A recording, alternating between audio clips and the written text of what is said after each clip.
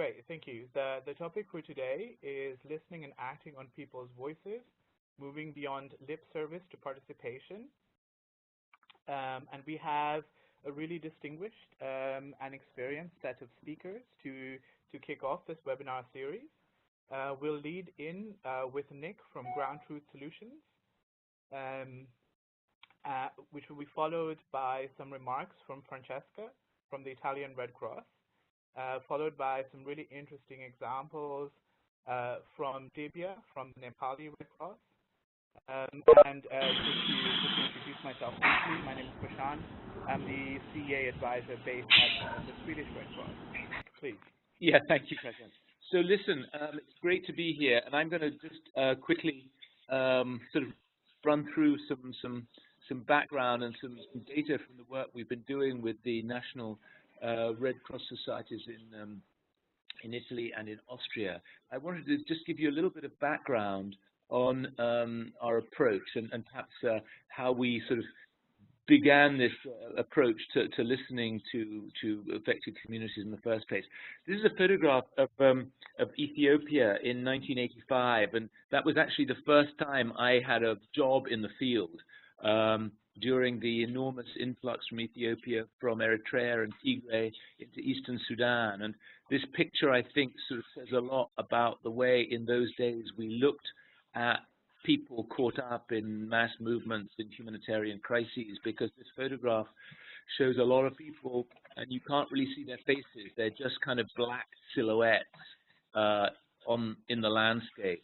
And that really was sort of emblematic of the way we really saw these people. They weren't a source of information. They weren't a community to interact with. They were just the targets of humanitarian attention. That has changed a lot in the last 30 years. And as we fast forward to last year's summit in Istanbul, the World Humanitarian Summit, where we saw an enormous amount of interest and focus on the idea of communicating with communities, on ensuring that they participate in both design and implementation of programs. And that's there's an enormous, I think, head of steam behind this process now. And what we're doing is just one approach to try and bring the community's voice into the way organizations such as the Red Cross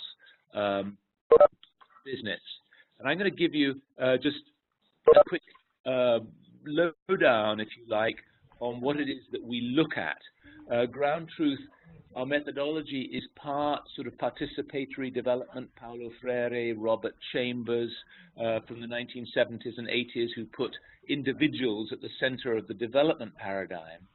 And we've matched that approach with lessons from the customer satisfaction industry, the consumer satisfaction industry, to try and come up with an approach that finds out or tries to find out what people are thinking and how those views change over time. We look at people's perceptions, as I say, what they're thinking, rather than trying to find out facts. And we look at 4 dimensions of performance. And if you, the graphic on the screen here illustrates those 4 areas. One is agency. We try and find out to what extent people feel empowered to stand on their own feet rather than being just beneficiaries of aid. And that, of course, is very telling in terms of the way things will pan out for them down the road. We look at the relationship between the providers of aid and the receivers of aid, the levels of trust, whether the people receiving aid think those providing it are competent, providing it in a timely, fair way. We look at services. Are they relevant? Are they timely? Are they provided in a fair way? And finally, we look at issues related to outcomes. What will be the impact of these aid efforts down the road? Will they end up with positive outcomes? So that's just to give you the sort of theoretical framework of what we're looking at. I'm going to come back with some examples in a second. But the way we do this is part of a kind of what we call the constituent voice cycle that begins with design, which is the blue diamond at the bottom of the screen there. design is all about trying to find out what people running the program would like to know more about from the people who they are setting out to help, what would be the best way to collect that data, and what would be the best way to frame questions which then need to be tested to make sure that they get through to the issues that we're intent on finding out more about. So that's an extremely important part of the process, and we'll talk more about doing that in Italy and in Austria. Next stage is collecting the data. That, as I always say, is the relatively easy part. One can do that using sophisticated technology like cell phones, or one can do it by email. One can also do it face-to-face, and often, particularly working in low-tech environments, collecting data face-to-face is the way to go. The next stage is analyzing the data, and that is absolutely, of course, in finding out what people are thinking. And we analyze the data in a way that we hope is visual and provides a kind of instant take on what it is that one's learning from the feedback. The next stage is dialogue, trying to understand as a team in the Red Cross or any other organization, what does this data mean to us? We set out to discover certain things. What have we learned? And how might we respond? And that's the first step of the dialogue process. The second step is to get back to the communities from whom data has been elicited, not necessarily from the exact same people who provided feedback, but from the communities, and say, you know, this is what we learned. Did we learn that right? This is what we might do to respond to issues that have been raised. Would that do the job in resolving issues that have emerged? Okay, so course correction is when one actually takes action on what one's heard, and that is often you know, a difficult step to take, and one we can discuss, if people have questions, the kind of incentives that may be necessary from listening, learning, to actually acting on the data. I'm moving right along here. I'm going to give you some data from Haiti that we collected in 2013, just to give you an example of the way data can actually influence the way programs are implemented. So here was a question. This was a stage in the Haiti response where people were moving out of displaced people's shelters back into neighborhoods, back towards normality. And there was a crucial question, which was how well were they doing where they were, and how well would they be doing when they moved into their new accommodation. And so a question that we asked, which is a kind of protection question, is do you feel safe in the place where you live? And you can see the important point here is that anything below that, the x-axis, is a tendency to disagree with a statement, and anything above the x-axis is a tendency to agree. And in the first round of data collection, which was face-to-face in one very large camp, people, as you can see, disagreed with that statement. They felt very unsafe.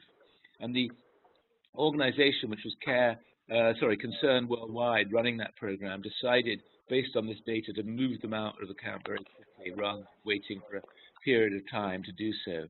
And so that had an impact on their plans and on their program implementation. Yeah, See, 3 months later, when we again asked people how they were feeling, now they had moved out of the camps, because at this stage everybody had moved out of the camps, there was a diametrically opposite response, and people felt extremely safe where they lived. And when we said, why did you respond as you do, which is something we often ask in response to our very brief set of questions to get some more sort of detail, people said, I sleep well at night, the neighbors, our new neighbors, have been so kind to us.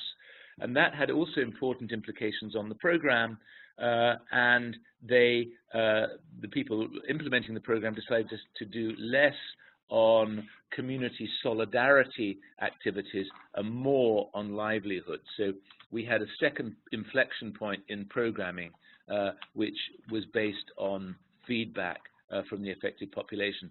3 months later, another survey suggested that people continued to feel safe, and indeed, a year after a year from the first data collection, that trend continued. I'm now going to just talk to you a little bit about the work we did in Sierra Leone during the Ebola crisis. And this is a question that relates to outcomes. We asked, this was a nationwide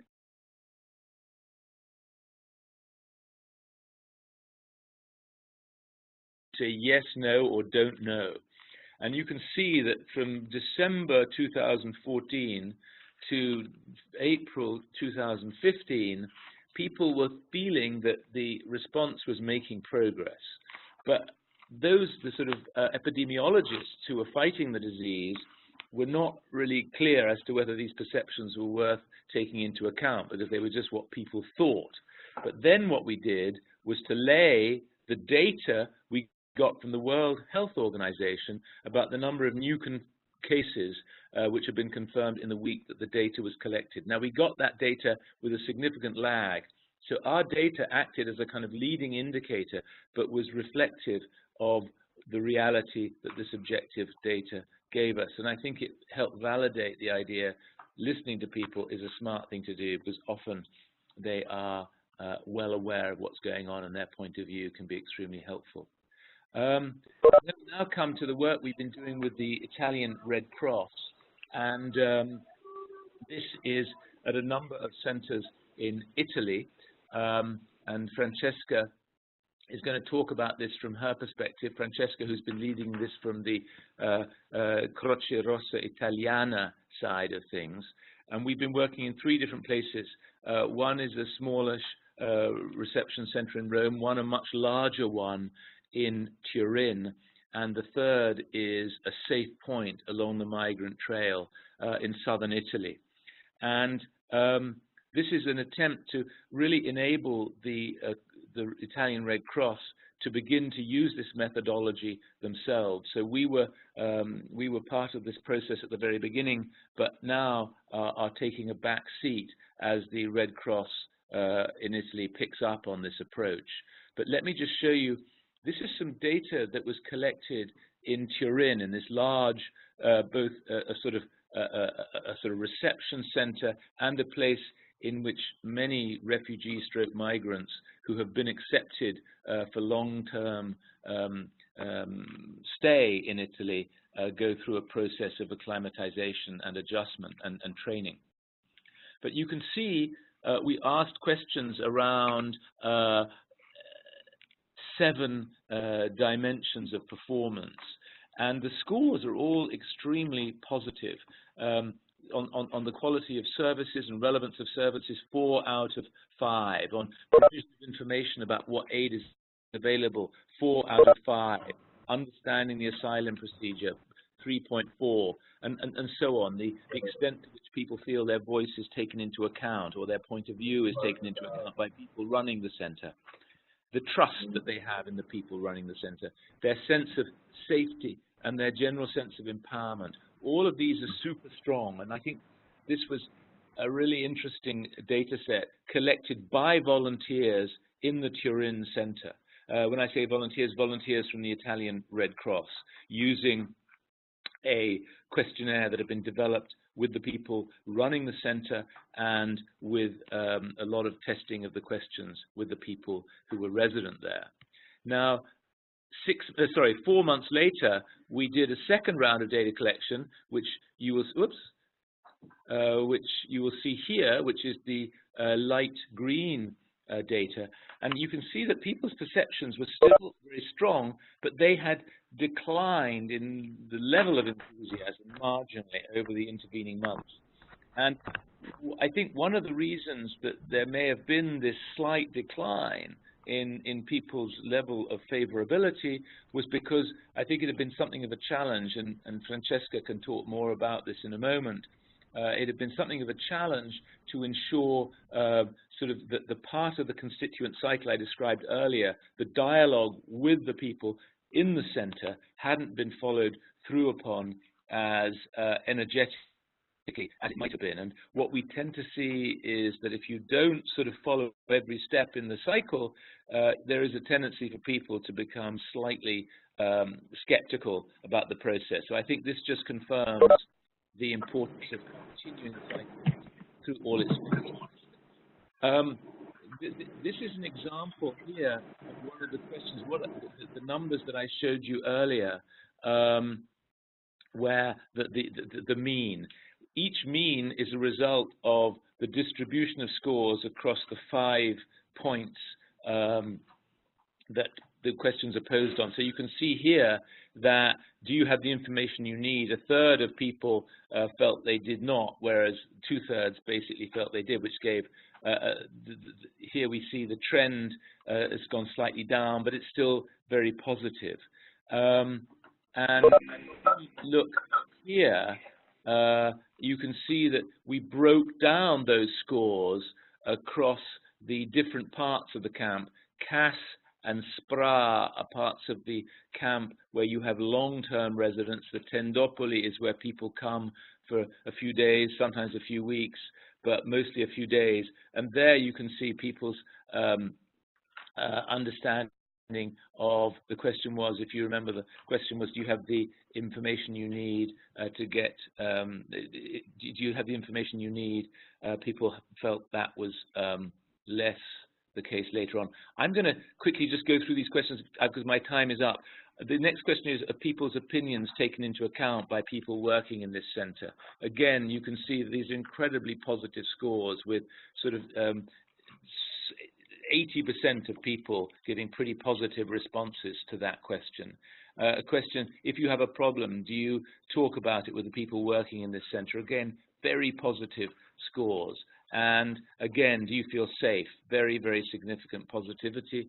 And do you feel the skills you've learned? This is for people who are long-term residents who are being basically prepared for life in Italy. I think that's a pretty strong vote of confidence in the kind of capacity building and training that they're receiving there. I think I'm going to end right there. We can talk more when we get to that stage of the conversation, but over to Umberto. Over to Francesca, I'm sorry. First of all, I'm Francesca Basile, and I'm the head of migration of the Italian Red Cross. Nick explained very well the procedure and the project.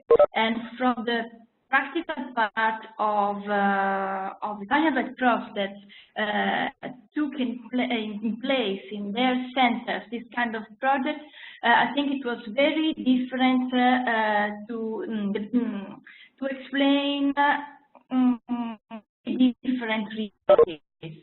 We have a long-term realities in a reception center, a short-term reality in a reception center, another camp, smaller in Rome, where we have people especially out of the regular system, and then the safe point. We have 3 different realities, and also the concept of dialogue with beneficiaries was different, because it's different the level of confidence they have with Red Cross operator. And I think that the concept, also the concept of feeling safe, was the first important challenge. Because, for example, in safe points, we approach with people we don't know. In the center, yes.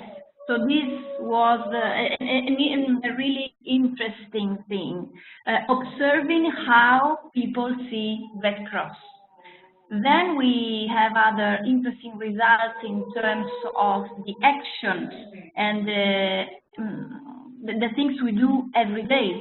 Because if the people feel informed, know what happens, it means that we are doing a good job. And so, obviously, also for this, it's different according to the time they spend in the center.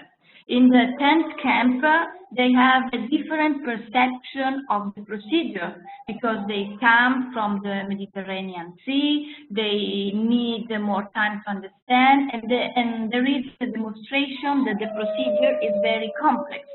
In a second step, where they have more time to realize and better understand, they have they give another feedback. And this is very, very important for us. it's very important also to observe the different approach. The last thing I want to underline is the approach of the operators.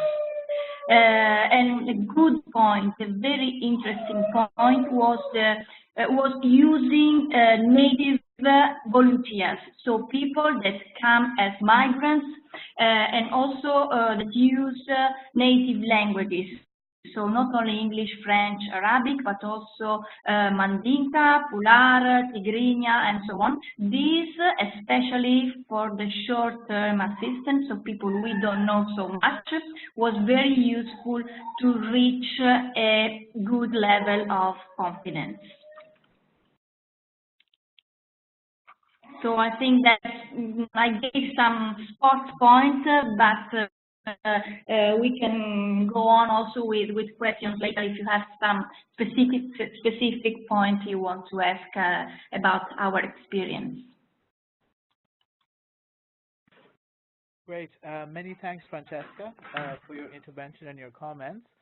I think to keep us time efficient, we'll go straight away to Dibya. Dibya, over to you. The floor is yours.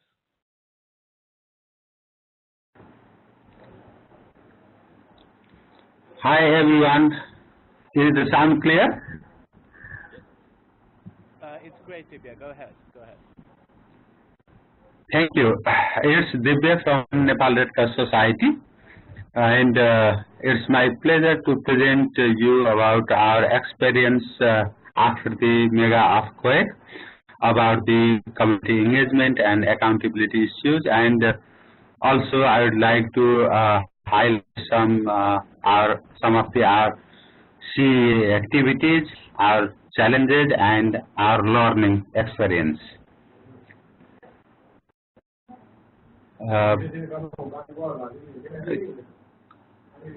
Is there a slide? Okay, next slide, please.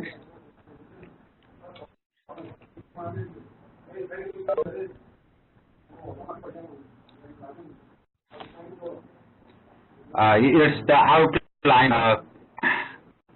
I will talk about the community engagement and accountability activities, challenges, and way forward. And mainly, we have many tools for the community engagement activities.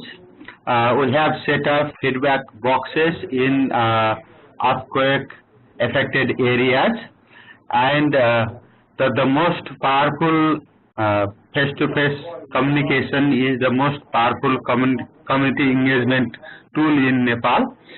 And another we are using is the radio show, which is twice weekly, and it is both in national and local reach, and trained volunteers provide field reports every single week, and we run the radio program with the help of those trained volunteers.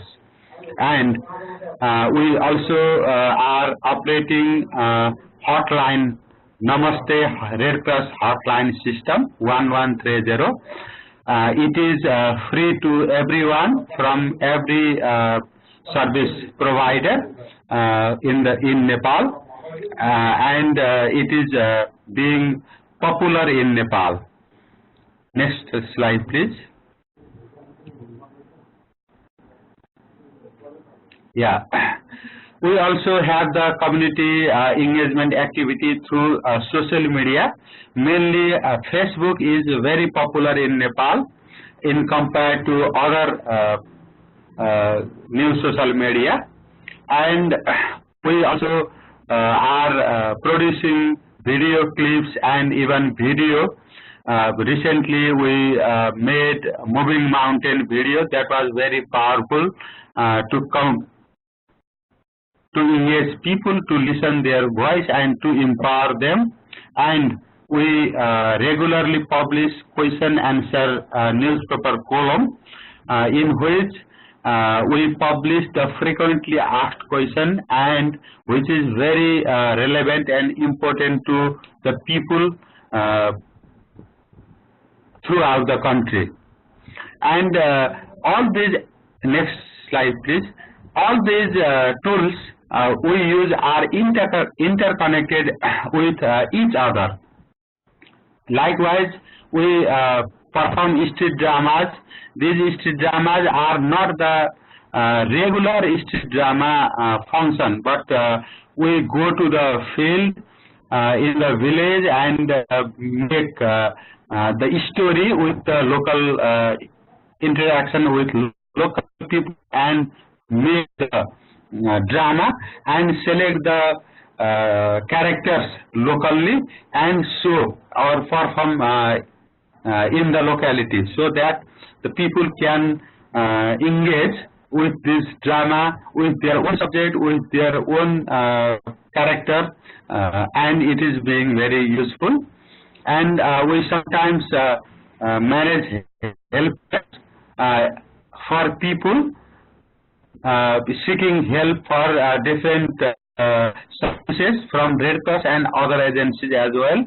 And we also have the information desks and help desks, and we frequently manage RAM surveys and focus group discussion, so that we get the feedback with statistics data, and we can analyze it and use it. And these all tools, next slide please, these all tools are interconnected and easily appropriable by the community. Multiple community data points for engagement and feedback you can see in the slide. And next slide please. This we not only perform our activities through these tools, but we collect feedback from the communities, we engage in the process, and beneficiaries have a channel to ask questions, provide their feedback, to provide their feedbacks or raise concern or take or make them as a not only the participants but the part of the program or activity. This after listening or after getting the feedback from the community, program can be engaged or adjust or improved based on the input from the communities. And this provides an excellent environment of transparency and accountability. Since we collect the data from the community, we collect the voices from the community and analyze them, identify them, and we make proper decisions, or we make a proper solution to the concern of the people and solve accordingly. Next slide please. Yeah, this is a how part, how we do this is very important, and I'll give one example of hotline service 1130. People can make a call in, and Red Cross feedback response volunteers take those calls, and people throughout the country can raise any questions regarding to the service of Red Cross. Not only it is confined to the earthquake affected area, but throughout the country. When the call is received, then it is well documented, and if the call center, we already have managed question answer bank in the telephone booth, and almost 80% of questions are answered directly by the using frequently asked question or question bank through the volunteers. And some questions are not solved instantly, and those questions cannot be answered instantly, are collected in Excel sheet, and it is forwarded to the call center response officer. Call center response officer then makes contact with the proper person, people in the Red Cross. It seems like he's not in. He was talking about how we handle the feedback once we receive it, and he was up to Red Cross hotline response officer. So once the response officer gets the comments or feedback from the communities, these feedback are passed to the program people to adjust in their programs, and then things when some of those things that are more serious are directly passed to the senior management. So next slide.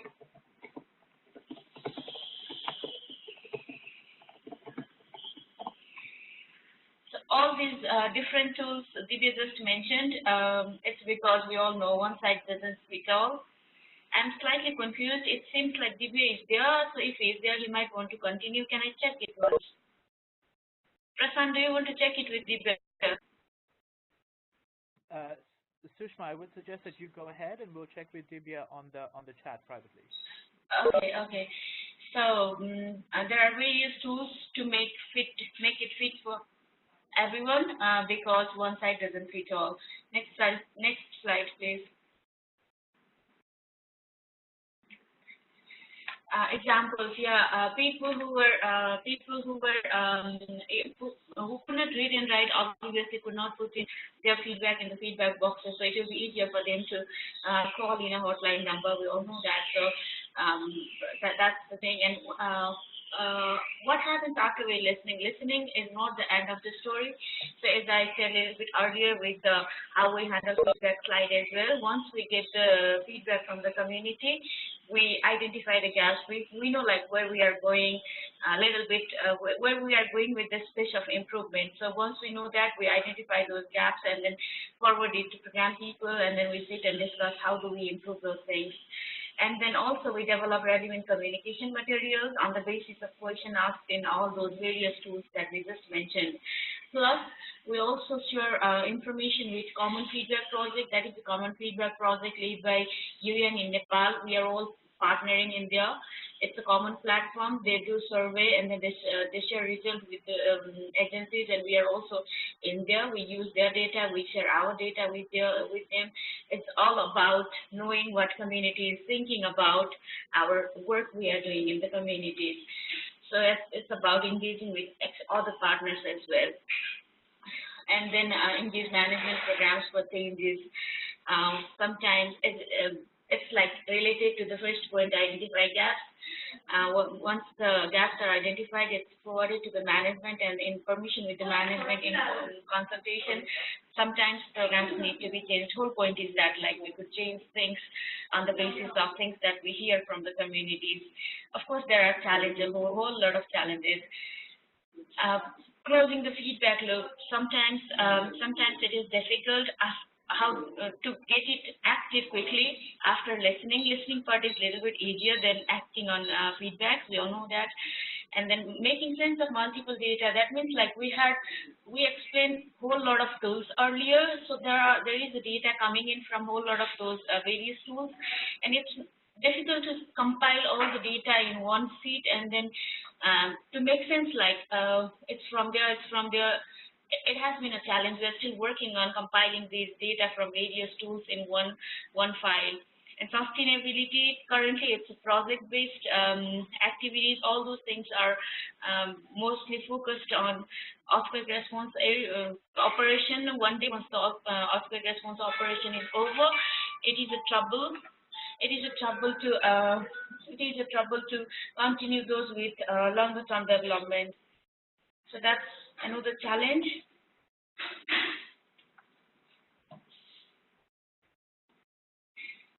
Learning. Community engagement, actually the concept works. That's the biggest learning. After listening to the communities, we can improve things. And then key to our effectiveness, of course, communities.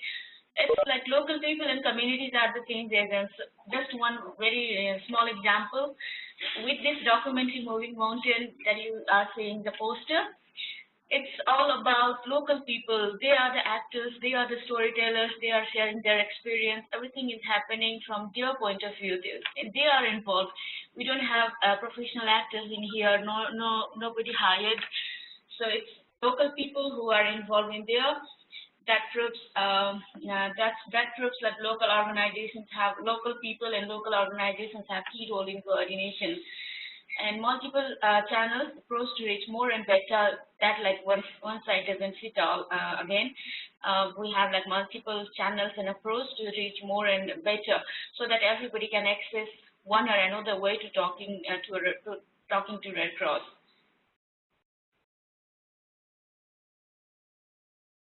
Next slide. Thank you for your attention. And there are like maybe we can continue with the questions. These were the things that were prepared. Thank you. Sushama, thank you so much for stepping in and continuing with the presentation on such short notice. A really great job.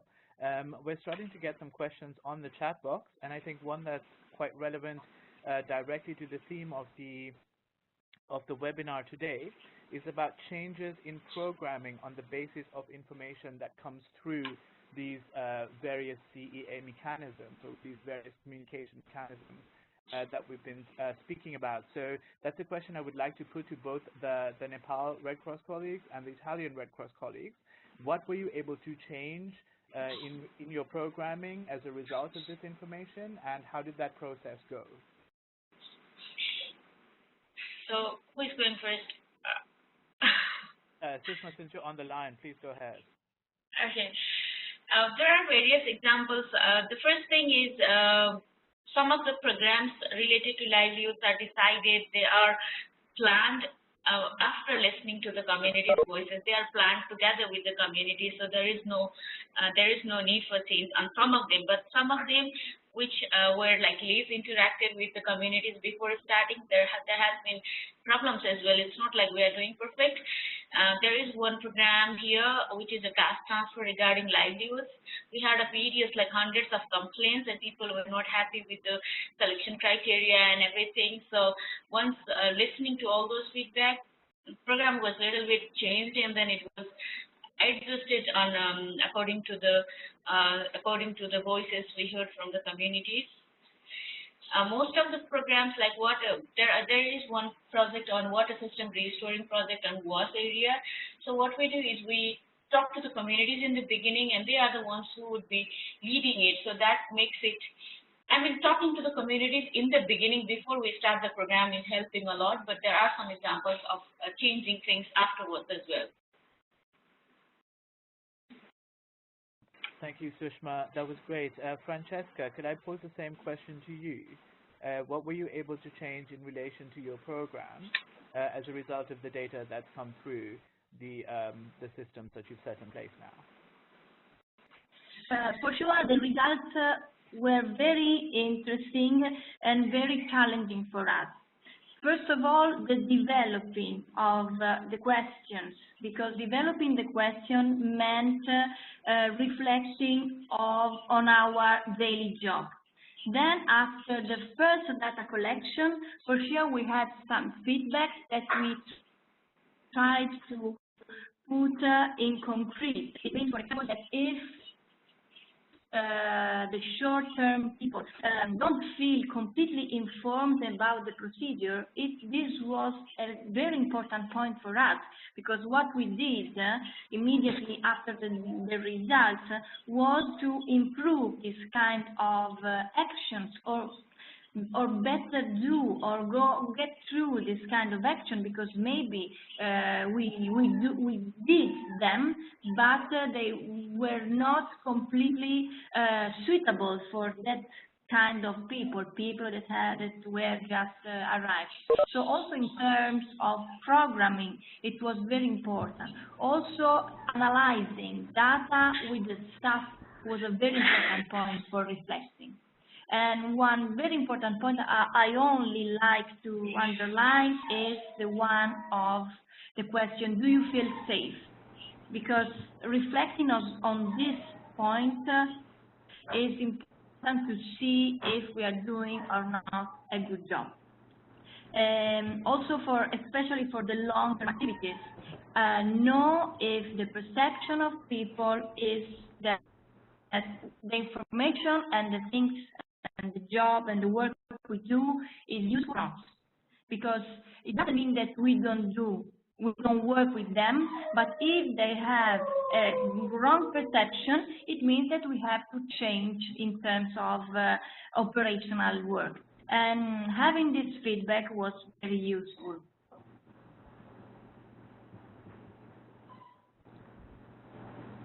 Great, thanks, Francesca. We have a couple of questions that are directly for Nepal. I can take the one on social media first. What were the main challenges with reference to dealing with comments, especially negative comments and also private message requests? So, Sushma, I think that one's for you. Yeah, we find different type of questions, private questions even for the job application, or sometimes the red flags or character-based questions are publicly negative, and we respect all these type of questions or remarks in the Facebook or social media, and we politely try to answer all of those questions, but sometimes we become silent and ask our volunteers to politely answer those questions. And it is very good that we haven't get many negative questions, but we find some questions, and we also contact those persons with a telephone or email regarding those questions as well, to clarify the situation, because some issues raised by the persons are very connected to the local branch or program level, and some are connected to the department level, and we have to verify the allegation and answer properly.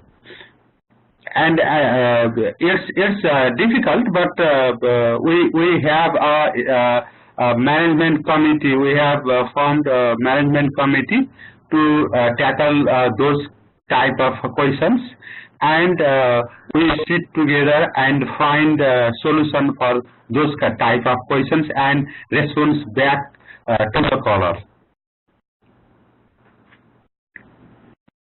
Great, many thanks, Divya. We're starting to get a whole stream of questions in, which is really nice. I'm going to take a really interesting one that comes from Sharon, and it concerns the project cycle, which I'm sure everyone is fairly familiar with. And the question is, where in the project cycle does the complaint system fit in? Maybe you're on the line, because I can take that one first. Yeah, thank you for that interesting question. Mainly the complaint response mechanism is set up during the planning phase, but it goes most relevant to the implementation phase and monitoring phase. And we collect the feedback, or we register the complaints, or we register the suggestions, and act accordingly mainly during the implementation phase. For example, we had collected over 500 responses or paper sheets in our suggestion box when there was distribution of livelihood grant support. Mostly the people were asking about what was the criteria of the selection, whether I am eligible or not, or they have problem with their household head or single woman or other type of complaints. Sometimes we are very encouraged that someone's name was in the list and they politely said that another person is more needy than him. Then they mutually we gather them together and they mutually solve the problems by transferring the grants or support to the needy, very needy one.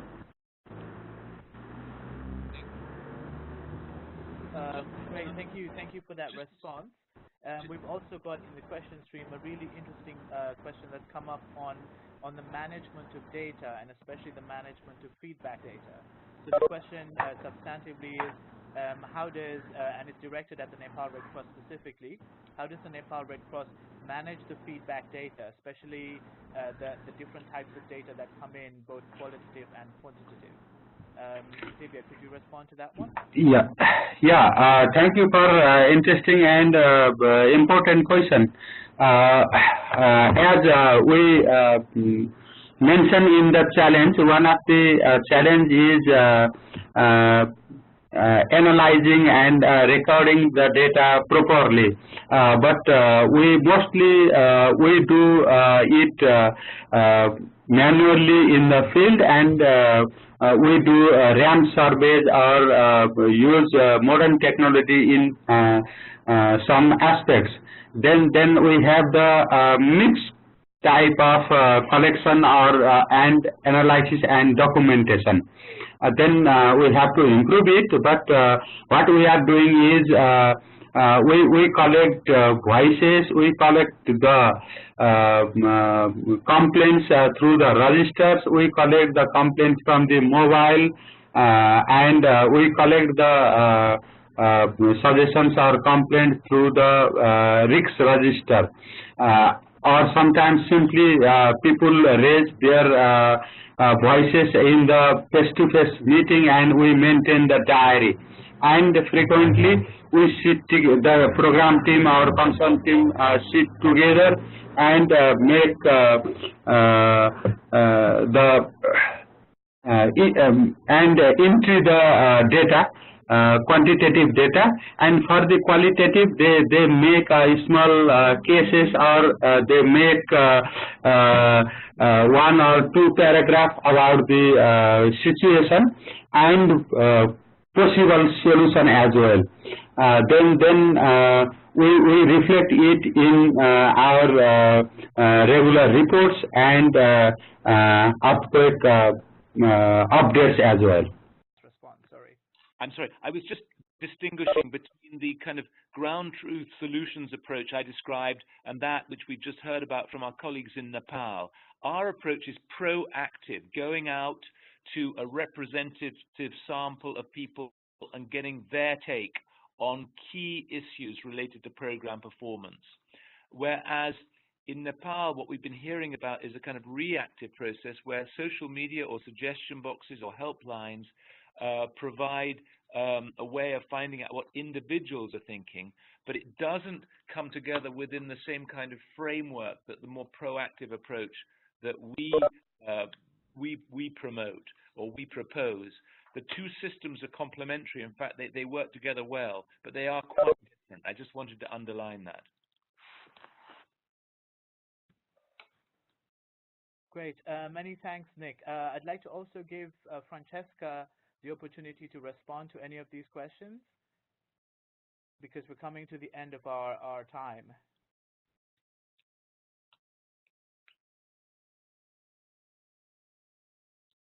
If not to the other presenters,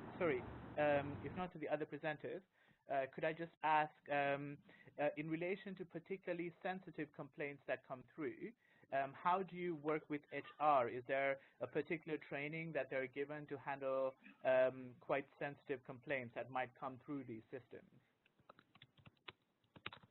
Well, HR, also when the feedbacks were not the feedbacks we expected, this was part of the study job we were doing. So for sure they are trained to work with these people, but the winning point is that the questionnaire was built with them, imagining what were the expectations of the people. So knowing that something had to be changed after the data collection was for them a very good starting point for doing better. And this was very important. And it was a very constructive exercise also for them.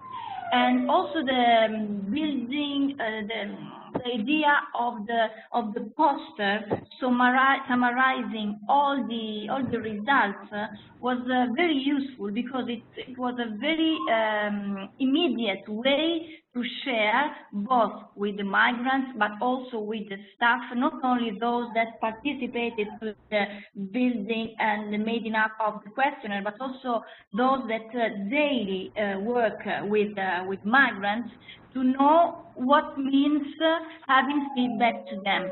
So it was something constructive and something ongoing. So from that first step, we had second data collection, and then we went on trying to work on the results on the real life.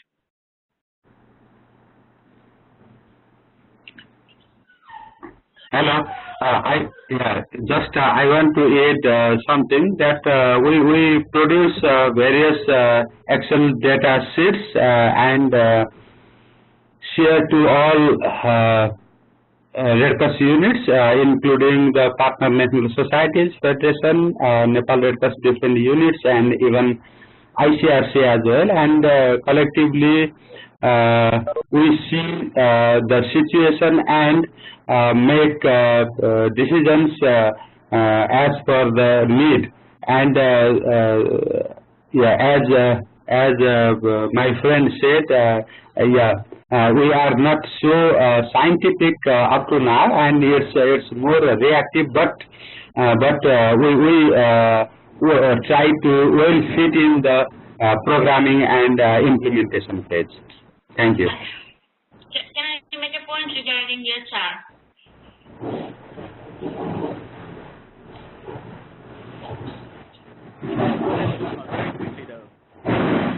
Yeah, regarding HR, there is a guideline produced that guides telephone operators on how to deal with specific kind of questions.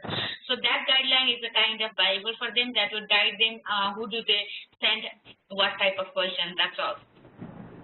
Great, thank you, Sushma. Apologies to everyone whose questions remain unanswered at the moment. Please continue us in our offline discussion. There are various ways of getting in touch and keeping this discussion going, and some of them are detailed on the slide below. But we would really like your feedback on this session to help us shape this webinar series.